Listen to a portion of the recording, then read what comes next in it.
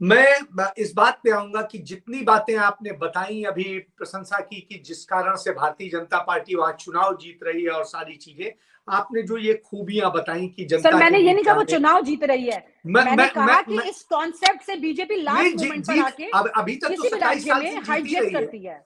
27 साल से तो जीती रही, इसीलिए बता। नहीं, मेरा कंक्लूजन नहीं हो सकता हाँ, सर अभी। तो ये जो आपने बताया कि किस तरीके से पीड़ितों के पास जाते हैं, किस तरीके से ये, इससे बड़ा झूठ, इससे फिर रिपीट कर रहा हूं, इससे बड़ा झूठ और कोई नहीं हो सकता है।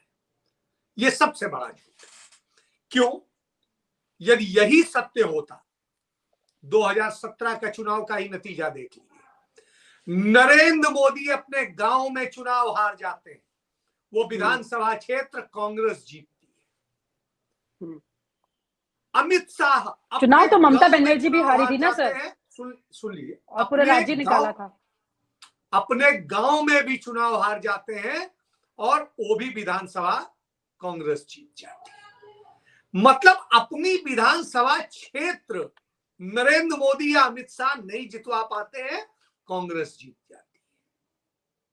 ये मैं नहीं कह रहा हूं, उन्हीं के आंकड़े कह रहे हैं। बहुत बड़ा पन्ना प्रमुख है, बहुत सच्चाई, क्योंकि वहां के लोग इन दोनों ठगों की उसको पहचानते हैं, जानते हैं, वो जानते हैं। मैं गुजरात गया और उनके गांव गया, मैंने जाके पूछा, 2017 की ही बात है, मैंने जाके पूछा कि साहब चाय बेचते थे वे करते, तो कहे हुजूर आपके यूपी में पहुंचे और आप लोगों ने कैंडिडेट बना दिया प्रधानमंत्री का, तो चाय बेचने लगे।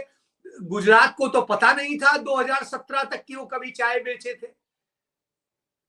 तो मतलब 2014 के पहले तक, जब 2013-14 में प्रचार शुरू हुआ कि वो चाय वाले थे और ये करते थे, तभी कहें हमें भी पता चल रहा है कि हाँ वो चाय बेचते थे, आप ही लोग बता रहे हैं।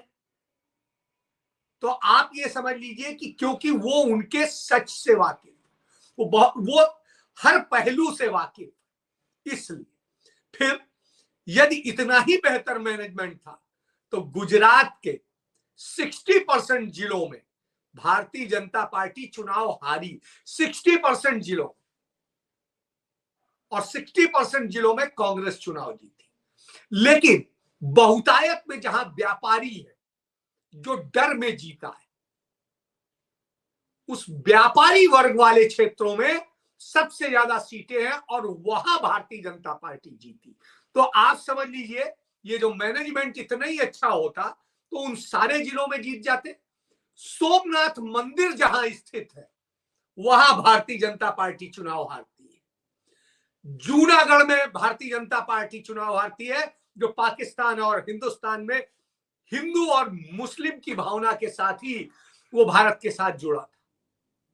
फिर भी आप, ये सिर्फ उन जगहों पर जीतते हैं जहां नफरत के खेल चलते हैं या जहां डर व्याप्त होता है। उसके अलावा सारे आदिवासी क्षेत्रों में, सारे किसानी क्षेत्रों में, सारे आमजनों के क्षेत्रों में, दलितों के क्षेत्रों में, अल्पसंख्यक क्षेत्रों में, सब जगह ये चुनाव हारते हैं। यह सत्य है। और नरेंद्र मोदी प्रधानमंत्री बनने के पहले जिस दिन पहला चुनाव लड़े और जिस दिन वहां आखिरी चुनाव 2017 का हुआ, आप एक चीज देख लीजिए, आंकड़े बताते हैं। आज भी कांग्रेस पार्टी के 149 सीटों के मुकाबले, जब 186 सीटें थी, 82 या 86 कितनी थी उस समय, उसके मुकाबले भी वो सीटें नहीं पा सके हैं आज तक 27 साल में। दूसरी चीज, जब से वो आए हैं उनका प्रबंधन कहिए कुछ कहिए, नरेंद्र मोदी के मुख्यमंत्री बनने के बाद से लेकर प्रधानमंत्री बनने तक आज तक उनकी सीटें कम हुई हैं, बढ़ी नहीं है। तो इसलिए ये जो कहानी है ये आरएसएस की कहानी है कि हम ऐसे मैनेज करते हैं, हम ऐसे करते हैं, कुछ नहीं करते। सर हमारे एक व्यूअर हैं, वो ये कह रहे हैं वो सिर्फ पन्ना प्रमुख जो है वो पेड एम्प्लॉय है मैं फिर बीजेपी बता रहा के, हूं, क्या कोई इनसाइड ये फर्क है? नहीं पड़ता है। कोई फर्क नहीं पड़ता है। मुझे वोट देना होता है तो मैं अपने बाप की नहीं सुनता। इसी स्थिति में दूसरा भी होता है। आज बहुत होता है वो सर, वक्त बीवी नहीं पति की नहीं सुनती है। मैं वही कह रहा हूं, आज वो वक्त नहीं है। आज वक्त बहुत परिवर्तित है। नावेद मुझे तब से जानते हैं जब मैं लखनऊ में पत्रकारिता करता था। मैं अपनी स्टाइल में करता था और इन्होंने देखी है, और मैं पूरी गुंडई से करता था, दावे से कहता हूं। आज तक वो ऐसी गुंडई से शायद है किसी ने करी होगी। तो उस स्थिति के बावजूद मैं एक बात बता दूं कि मैं अपनी शर्तों पे चला तो अपनी सर बात। सर मेरा आप गुंडई एक शब्द को थोड़ा चीज सा ये कहना है, एलेबरेट कर दें, मैंने जितना गुजरात क्योंकि में आप कानून 2007 जानते समझते हैं इसलिए। मैं 2017 में मैंने जितना गुजरात को स्टडी किया, क्योंकि उसके बाद मैं गया नहीं हूं इसलिए मैं नहीं बताऊंगा, लेकिन इतना जरूर है, फोन पे उन सारे मित्रों से बात हो रही है लगातार। भारतीय जनता पार्टी का तो ये नियमित है। आप कह रहे हैं पन्ना प्रमुख तो बहुत बाद में आया। उनकी स्थिति ये है कि रोज सुबह सारे पार्कों में शाखाएं लग जाती है। हाँ। और उन शाखाओं में व्हाट्सएप यूनिवर्सिटी का जो पूरा इतना ज्ञान दे दिया जाता है कि कैसे क्या करना है, किस तरह करना है, कैसे ये देखिए आपकी संस्कृति नष्ट कर रहे हैं, क्या कर रहे हैं वो। तो ये जो नफरत सुबह से लेकर रात तक भरने का इनका क्रम चलता है, ये इनकी जीत है। जैसा मैंने पहले ही कहा, व्यापारियों के अंदर ये डर भरना, तो वो व्यापारी अपने सारे, उसको ड्यूटी लगा दी जाती है। वो कहता है भाई मेरी फैक्ट्री तब चलेगी, सारे मजदूर जाके पहले वहीं वोट डाल के आओ, और तुम्हें भी तभी रोजगार मिलेगा, नहीं तो तुम्हारा भी बंद। तो वो भी बेचारा अपने पेट को देखता है और जाके वोट डाला। ये इनका मॉडल, और इस मॉडल पर भारतीय जनता पार्टी जीतती है। इसके अलावा शेष कोई मॉडल नहीं। अब और सवाल जो आप पूछना चाहें पूछे। हाँ सर, मैं सवाल ये पूछ रही हूँ कि पन्ना प्रमुख की जो चर्चा होती है अक्सर कि भाई देखिए बीजेपी को स्ट्रेंथन करने में इसका बड़ा रोल है।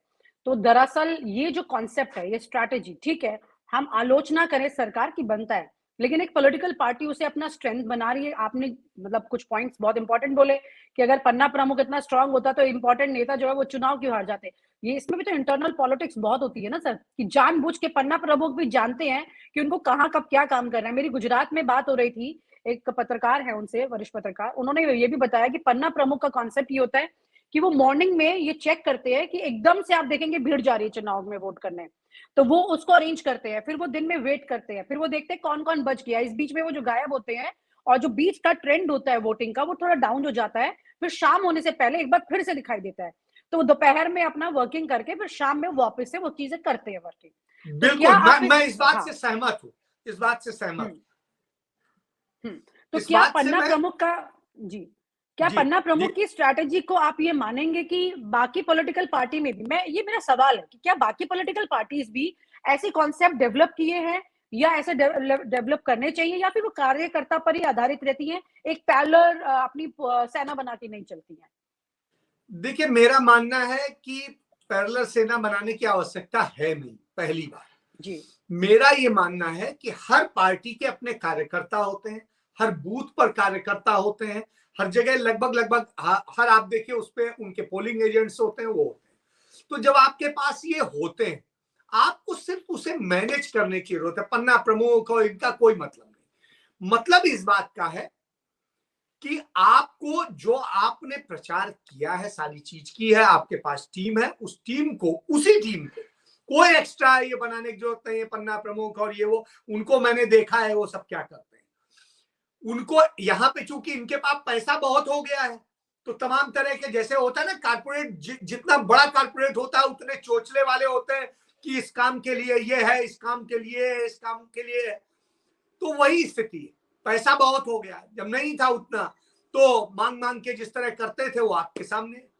तो आज की बात करता हूं, चूंकि पैसा है वो कर सकते हैं। आप जो कर सकते हैं, आप अपने कार्यकर्ताओं पे यकीन करें, कार्यकर्ताओं की ही ड्यूटी तय करें कि आपके क्षेत्र में ये 100 घर हैं, ये 50 घर हैं, ये 200 घर हैं, ये इतने हैं, और कितने कितने कौन कवर करेगा, उसको लेकर के वो। तो ये मैनेजमेंट तो सामान्य तौर पे कर लेना चाहिए, यदि आपसे संभव हो सके। नहीं संभव हो तो ठीक है, आपको अपनी नीतियों और काम की बदौलत जाना चाहिए। जैसे आपने पहले शुरुआत की थी, इनके बता रहे थे, यदि इतना काम करेंगे तो क्या आपको किसी के पास प्रचार करने की जाने की जरूरत पड़ेगी? और आप हमसे जुड़े रहने के लिए सब्सक्राइब करें YouTube पर, फॉलो करें Twitter पर और लाइक करें Facebook पर। और ज्यादा जानकारी के लिए आपको टाइप करना होगा सिर्फ न्यूज़ नशा।